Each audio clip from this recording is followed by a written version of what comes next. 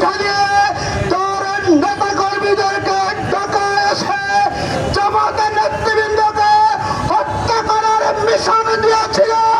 আমরা মনে করি এই আওয়ামী লীগকে বাংলাদেশের রাজনীতিতে আর কখনো জনগণ দেখতে চায় না। আমি সর্বশেষে বলবো, অনেকে এখন নানাভাবে বলছেন মিডিয়াতে যে আওয়ামী লীগের বিভিন্ন নির্বাচন কিভাবে হবে। আমরা বলবো, আওয়ামী লীগ বাংলাদেশের কোন রাজনৈতিক দল নয়, এরা সন্ত্রাসী দল, গণহত্যাকারী দল। সুতরাং গণহত্যাকারী কোন দলকে নির্বাচনে আসার সুযোগ দেওয়া যাবে না। আসসালামু আলাইকুম রহমতুল্লাহ বারাকাতুহু। জননেতা জনাব মোবারক হোসাইন উপস্থিত আছেন।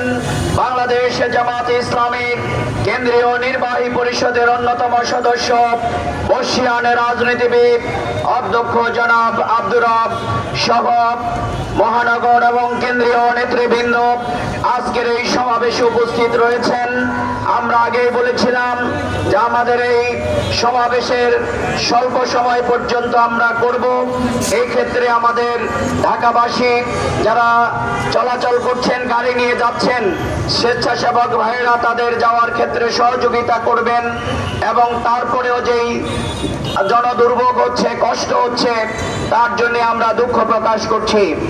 সম্মানিত ভাইয়েরা আমার, আজকের এই সমাবেশে এখন বক্তব্য রাখবেন বাংলাদেশ জামাত ইসলামের কেন্দ্রীয় নির্বাহী পরিষদের অন্যতম সদস্য জননেতা জনাব মোবারক হোসাইন এখন বক্তব্য রাখবেন।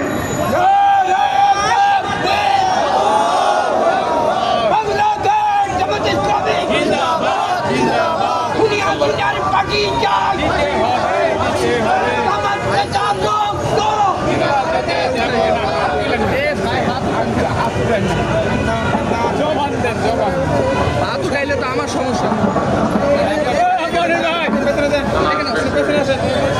আপনি পিছনে করেন ভাই,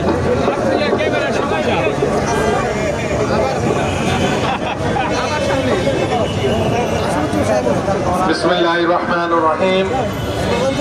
28 অক্টোবর একটি ঐতিহাসিক দিন। যখনই 28 অক্টোবর আসে, এদেশের ইসলাম প্রিয় জনগণ, ইসলামী আন্দোলনের ছাত্র জনতার বুকে এক ঝাঁক রক্তক্ষরণ শুরু হয়। তাই তো আমরা 28 অক্টোবর পালন করি। আজকের এই সমাবেশে সম্মানিত সভাপতি, সম্মানিত প্রধান অতিথি, বাংলাদেশ জামাত ইসলামের কেন্দ্রীয় নায়েবে আমির, বর্ষিয়ান জননেতা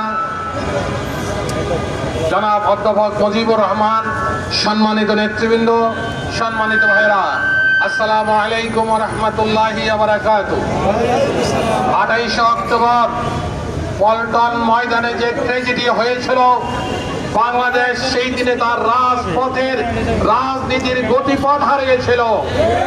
শেখ হাসিনা 28 অক্টোবর নয়, তার এক সপ্তাহ আগে বিভিন্ন জনসভায় বিভিন্ন মাধ্যমে বলেছিল ঢাকায় লগি বৈঠা নিয়ে আসতে হবে। সেই লগি বৈঠার তাণ্ডব তারা চালিয়েছিল বাংলাদেশ জামাত ইসলামী এবং ইসলামী ছাত্র শিবিরের উপর। তারা ওই দিন বাংলাদেশ জামাত ইসলামীর নেতৃবৃন্দকে হত্যার পরিকল্পনা করা হয়েছিল। সকাল 11টা থেকেই তারা তাণ্ডব চালিয়েছিল এবং বাংলাদেশ জামাত ইসলামী ইসলামী ছাত্র শিবিরের কর্মীরা মানব প্রাচীর তৈরি করে সাহসিকতার সাথে সমস্ত বুলেট বোমা অস্ত্রের সামনে দাঁড়িয়ে সেই দিন বাইতুল মুকাররমের উত্তর গেটে নেতৃবৃন্দকে হেফাজত করেছিল।